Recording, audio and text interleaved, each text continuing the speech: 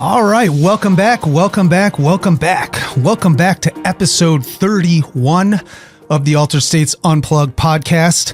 My name is Kyle Strubing, and I am one half of the dynamic duo. JoJo's not here with us today, which is fine, which is great because this one's for the boys. All right, so today we are going over something that's near and dear to me, that is men's wellness over 40. Right? I am 44. Wellness at 44 is a lot different than at 37. That was way different than what it was at even 24, 27. So we're going to go over some things. We're going to talk about some of my protocols, some things that I like to do, and really how I use and what I would recommend to somebody who has access to all the tools and resources that I have access to. Been super fortunate, and to have these things because it's allowed me to train like I was maybe not 23, but more like 33, allowed me to train like that. Still at 44 years old. And yes, I know, I'm sure there's somebody here, all my workout friends who, when I say, man, I'm feeling this, I'm feeling that, and I'm not getting any younger. And he's like, dude, it doesn't get any better, right?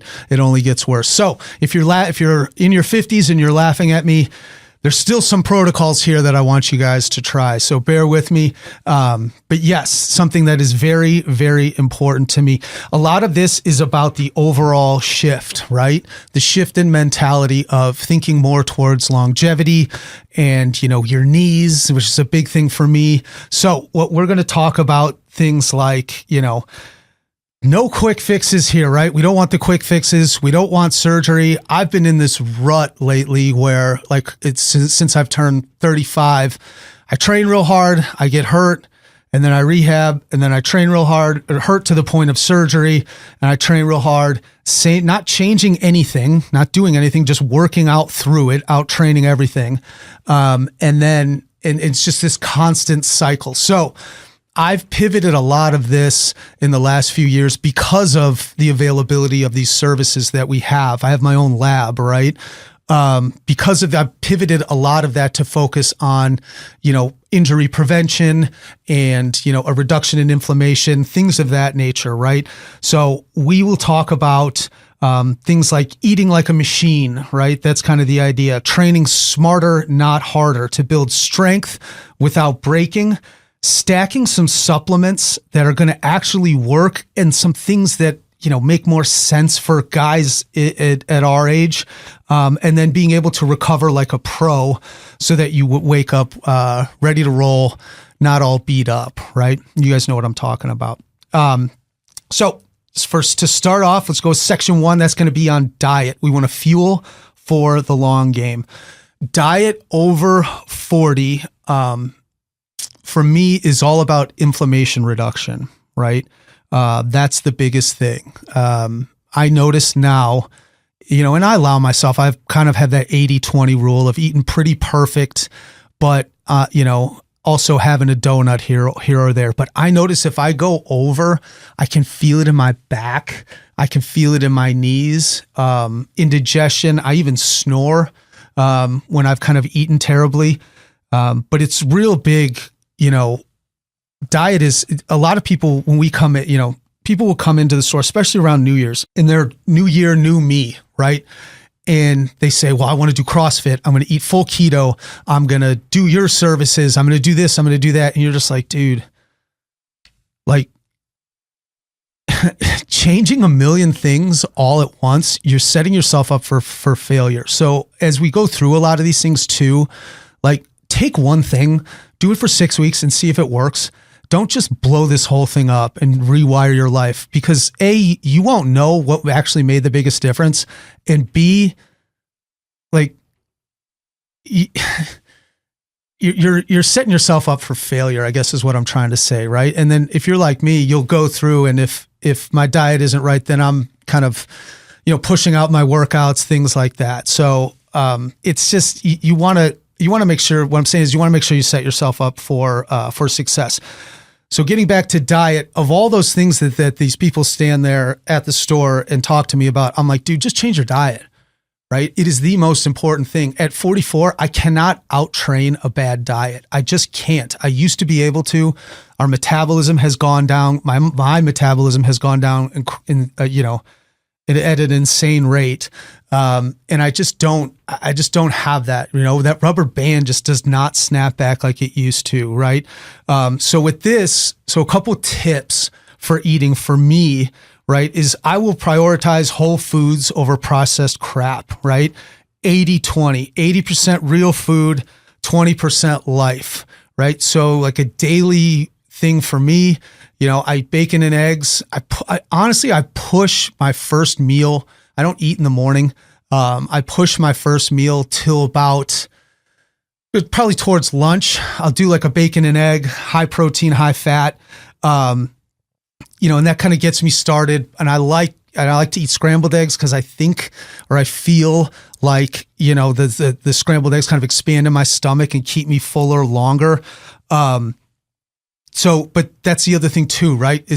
My diet is a lot focused on greens and protein. And then another meal, like later in the day, we do a lot of like ground bison and chopped up vegetables. Maybe I'll add rice, maybe I won't, depending on how much I've worked out through the day. And I kind of just pig out on that stuff. Just these leaner, I'll go a lean protein source and then a fattier protein source, because if I'm not getting as many carbs, I still need that fat to fuel it. I have done full keto. I love it. I think it's a good lever. Do I think it's sustainable? I do not. It's tough and it makes for a lot of crash out. Plus your breath smells weird and you kind of smell weird in general. But the big thing here is focusing on the protein.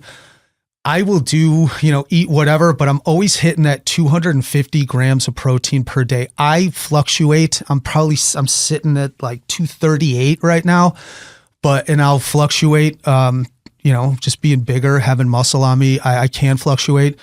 But the goal is always to hit that protein. I'll always prioritize protein 100%.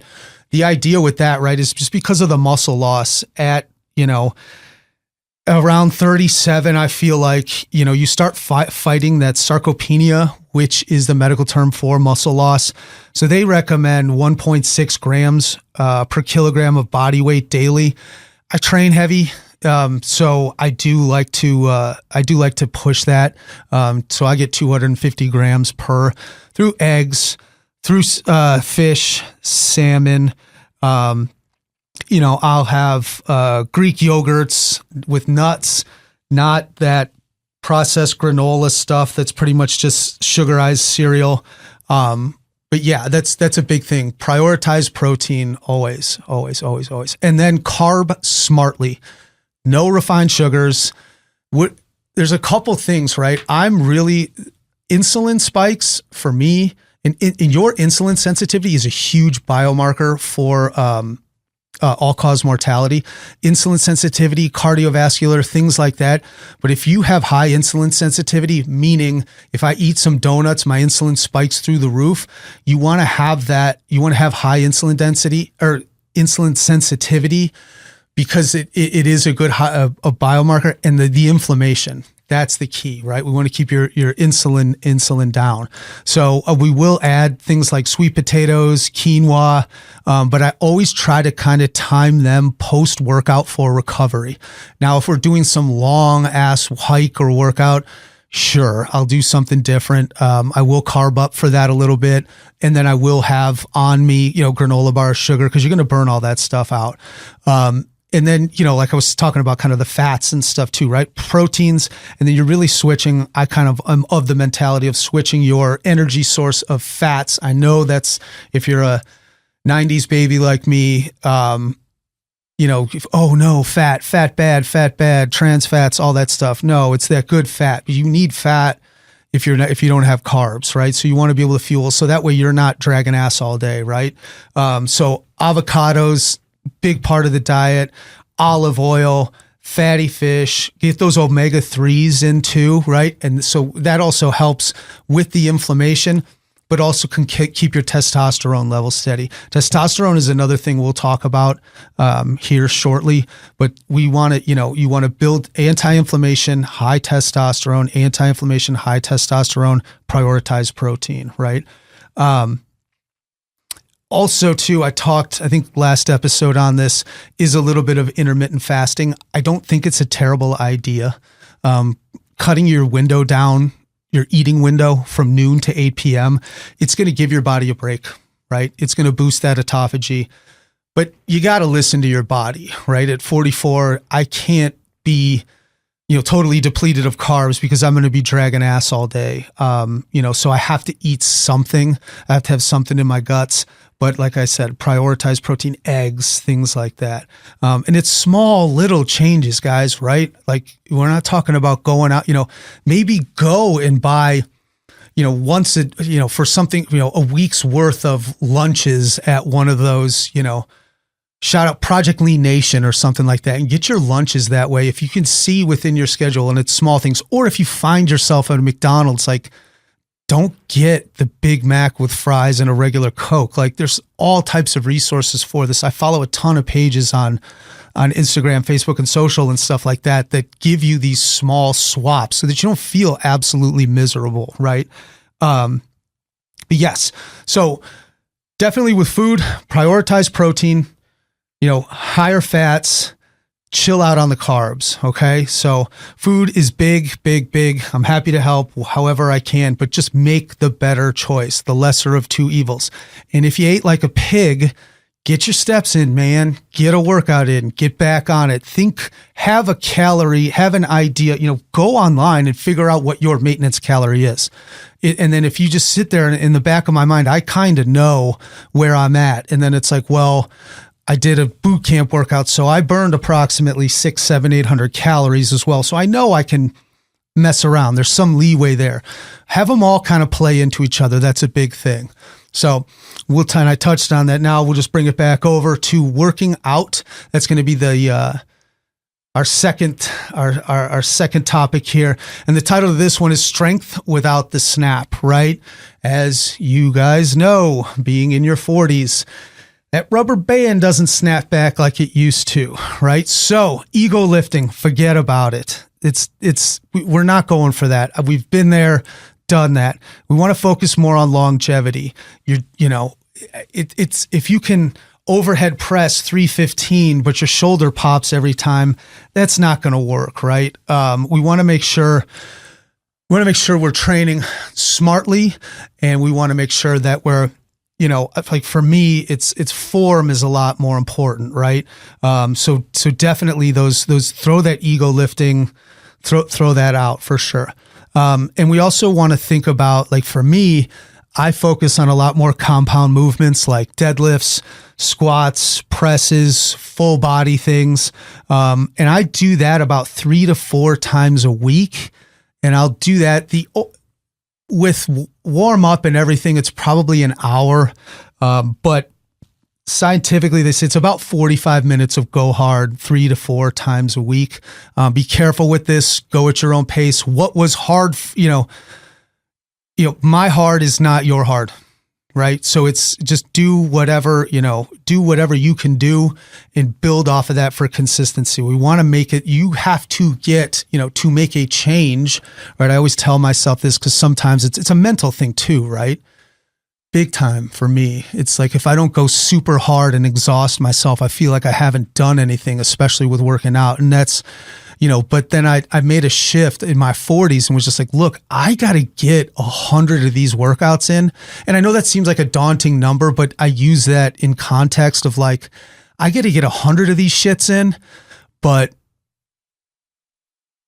that was not a good one, but it was still one of the 100, right? So when sometimes they're good, sometimes they're bad, but at least you got off your butt and you did something that you weren't necessarily going to do.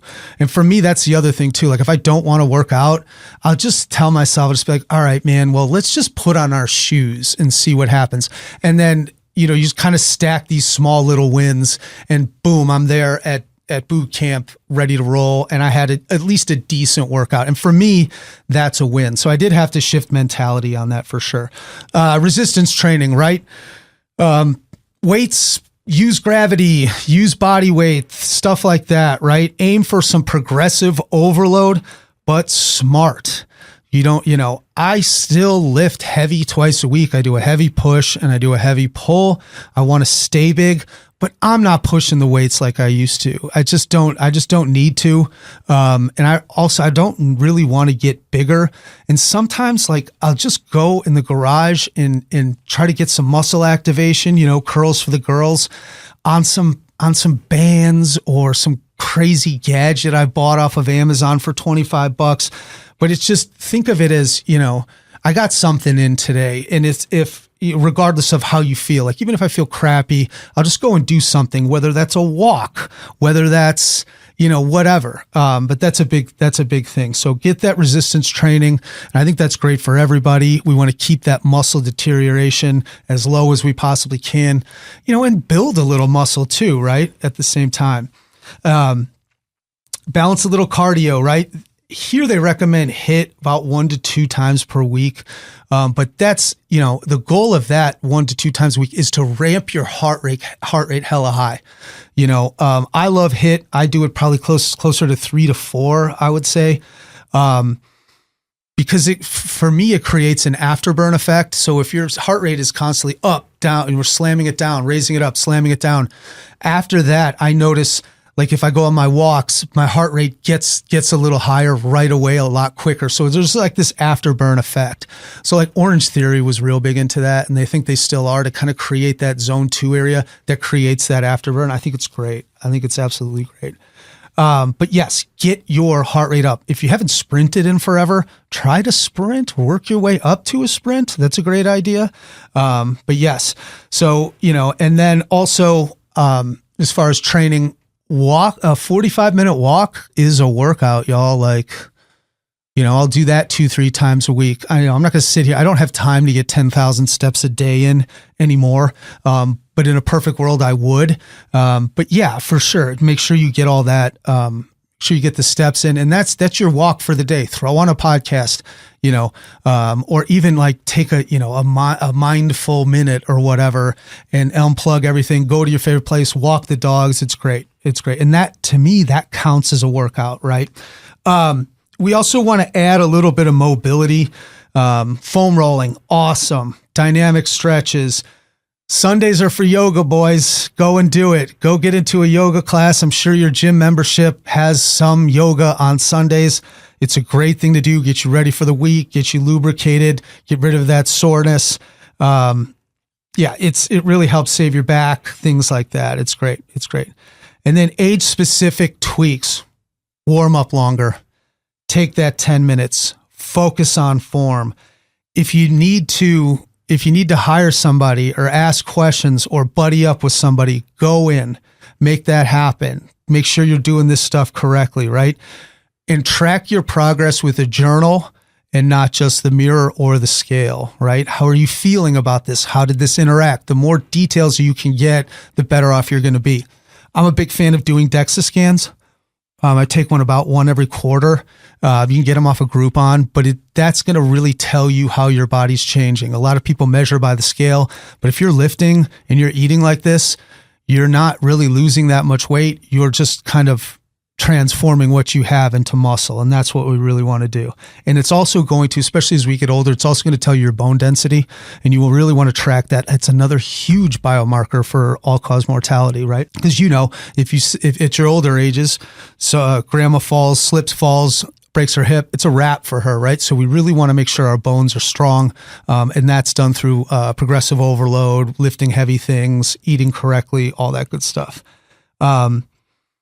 Yes. Warm up longer. What works for you? What's this? We are so lucky now to have all these, have these resources at our disposal, right? Like YouTube, that founder stretch, that Dr. Eric Goodman guy. I've used that for years now, and that's because I have sciatic, right? Or I have sciatica, which I don't see anymore. If I start to notice my hips are a little funky, I'll fire that video up. I think there's like 50 million views on that video. It's been an absolute life changer. So shout out to them for sure. But find these things. Don't just sit there and be like, oh, this sucks. Dude, I'm dealing with tennis elbow now, and it was to the point where I couldn't reach and grab a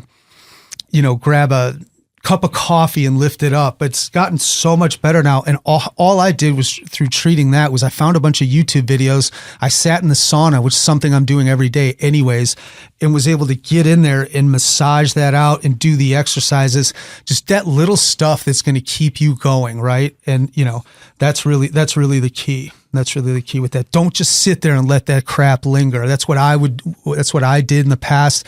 It's like, man, my knee's a little this, my knee's a little that. Well, train through all that, spin it forward another 12 months, and now I'm getting ACL and MCL repair. Like, don't let this stuff linger. Don't train through it. Still stay active, but don't train through it, and start to focus on, exercises and building that area up. And it can be exhausting too as we get older. It's like, shit, my elbow, my right knee hurts.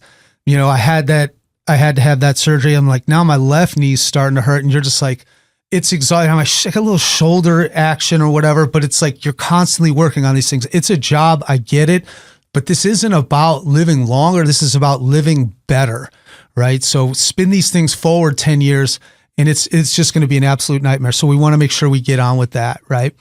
Section 3, let's talk about the smart stack with supplements, right? Supplements, hella overhyped. Hella overhyped. It's a very, very basic thing. You as we get older, we don't absorb things as much, right? And I think a lot of it has to do with cell health. And it's a lot of what I work on in the store is the cellular health through PEMF, red light, and we'll talk about some of that. But supplements are key. Obviously, right? Solid multivitamin. I get this through our State of Vitality. I use that. It has my nootropic, greens powder, probiotic, prebiotic, all that good stuff, right? Get one, make sure it's all encompassing, make sure that it's, that you're getting your bang for your buck. That way you're not taking 10,000 different things, right? Methylated B vitamins for sure, for energy is fantastic. Methylated is the way to go. Don't, if it's not methylated, just pass on it. You won't absorb it nearly as better. Vitamin D, very big, very big. You can be out in the sun. You've seen the studies. We're all deficient on it. So it's not a bad idea to go ahead and do that. Magnesium as well for sleep, for muscles. I like to take that at night. I like to get a lot of that through the float therapy. Hormone support, ashwagandha for stress, and it does help boost your testosterone. Omega-3s, so that you get your fit, you get all that good stuff. The oils for your hormones, joints. Omega-3s are just fantastic. They're a superfood, right? I do take creatine. I've been taking a lot of creatine. Not for muscles, not for any of that. I do it more for brain health at this point, but creatine's a great thing to have. We get depleted of it as we get older.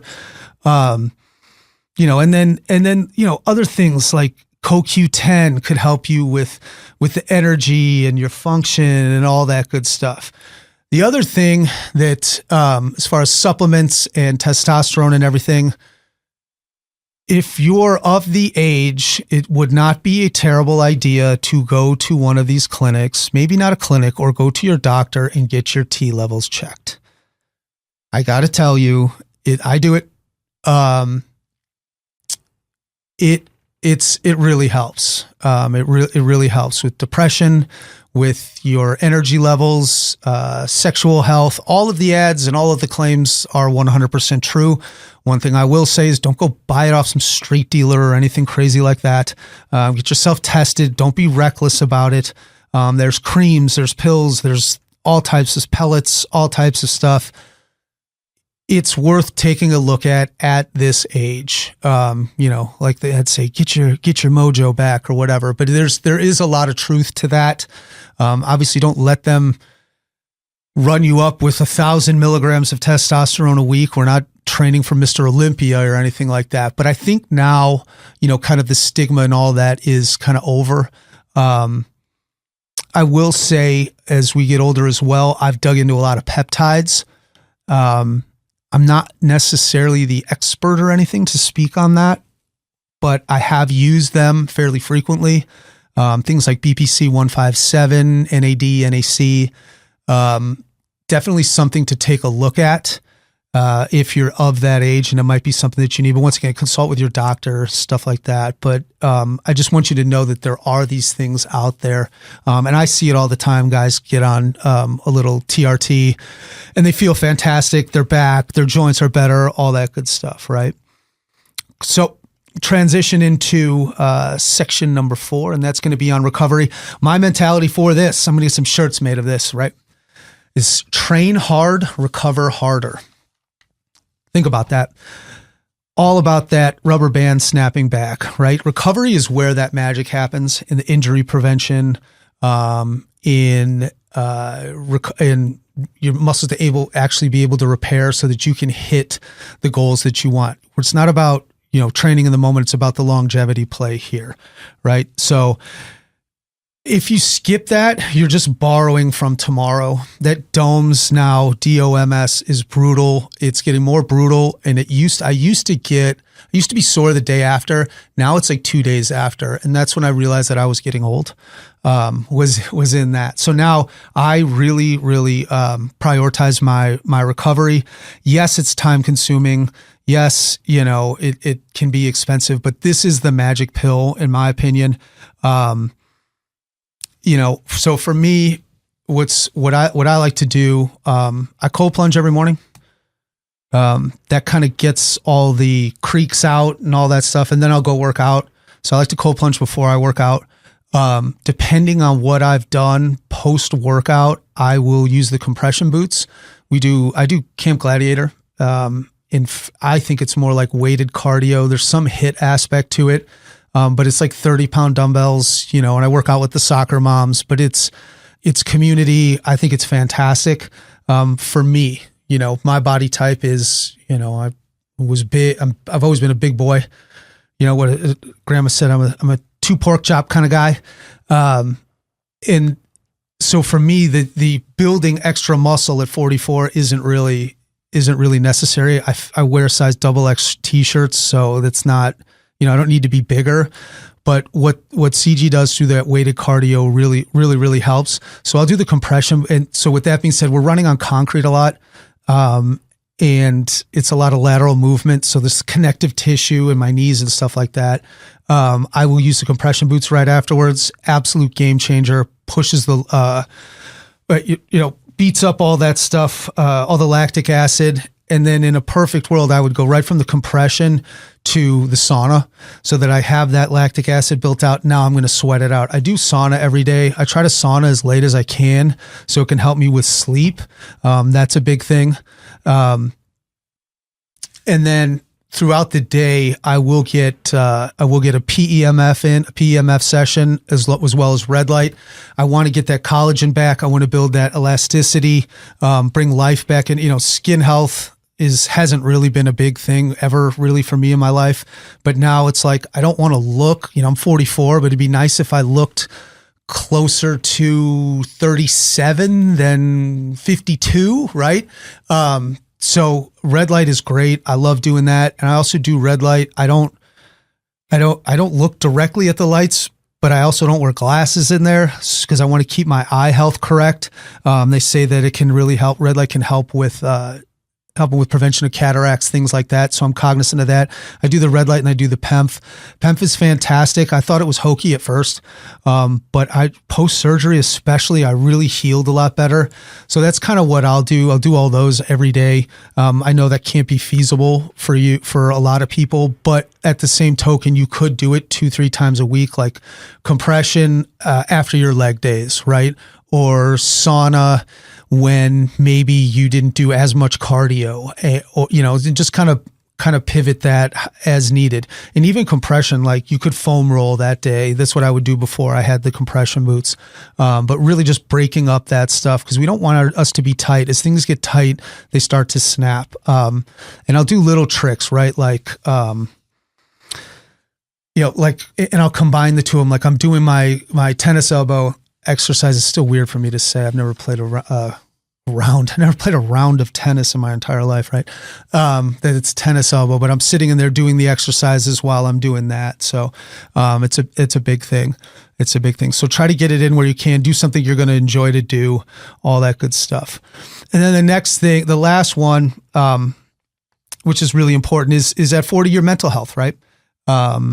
We're going like crazy, whether it's family, whether it's job, whether it's owning and running your own wellness franchise like me. It's a mental thing, right? We're constantly pulled in all types of different directions.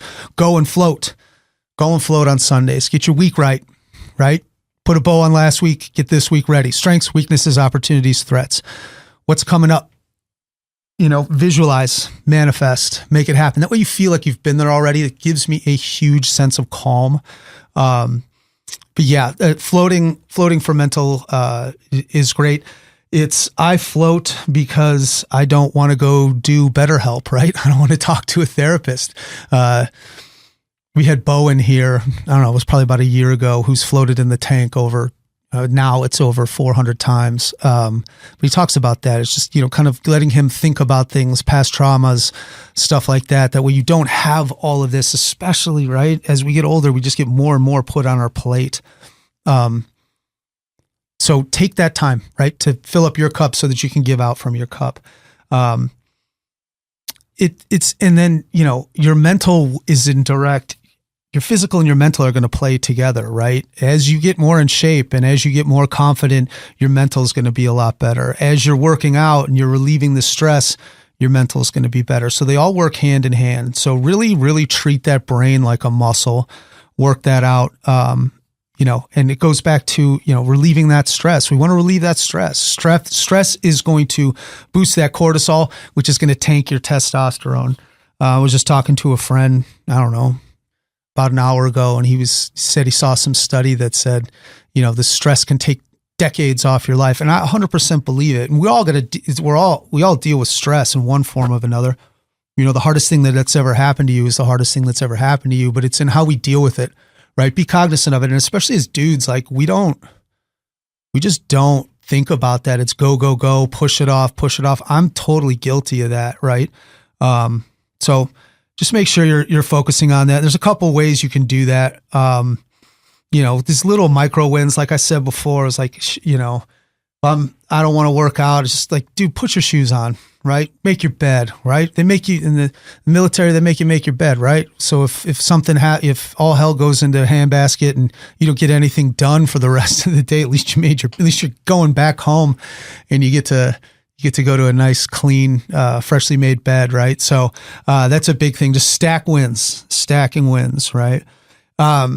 Digital detox for sure. Put down the damn phone, go for a walk, get rid of that stuff.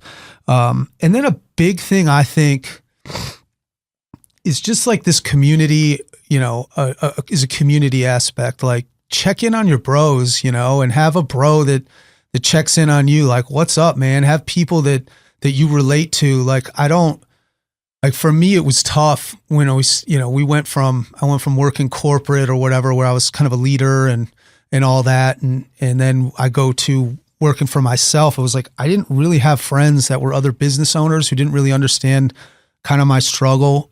So it took me time to kind of, befriend some of these people. And now it's like, it's such a blessing having people like that understand kind of, that are living a similar life to you, right? Having some 25-year-old friend that's drinking and partying all the time, like that's not going to do it. But somebody who, is running a business or has a family or things like that, like just attach to them and check in on them. About a year or two ago, I was longer than that, but I've tried to make a point of like, if I think about somebody, I'll text them and just say, hey dude, thought about you, man. How are things? I'm terrible about keeping in touch with people like that, but I really had to just made a point of doing that. My brother's fantastic at it. I'm just not nearly as much, and just say, hey, what's up? And then as you do it, you know, that will then be reciprocated back to you. So it's a big thing. You know, and there's studies on it, right? Loneliness is a huge predictor of early death in men over 40. It's worse than smoking, they say. You know, just take time out for that. Meet a bud, meet a bro, whatever it takes. You know, I'll go shooting with my buddies or doing whatever. Or, you know, it says to go and have a beer, but we don't do that, which will bring us to our next thing. You know, this says breath work over booze. Like, I don't know, over 40 and you're still drinking, like a drink or two socially, like, okay. But if you're still drinking at over 40 like that, like, dude, didn't you hit your quota by now? Like, I know I did. Like that, you know, it just exacerbates everything else we've just talked about, right? Mental health, inflammation, all that stuff. Your workouts are going to suck. Like, it just is. So, I'm not saying go to full on AA or anything like that, but maybe try to tamper it back a little bit. It can mess up your hormones, mess up your sleep, all that stuff. So, you know, definitely prioritize that. You know, maybe a little bit less, you know what I mean?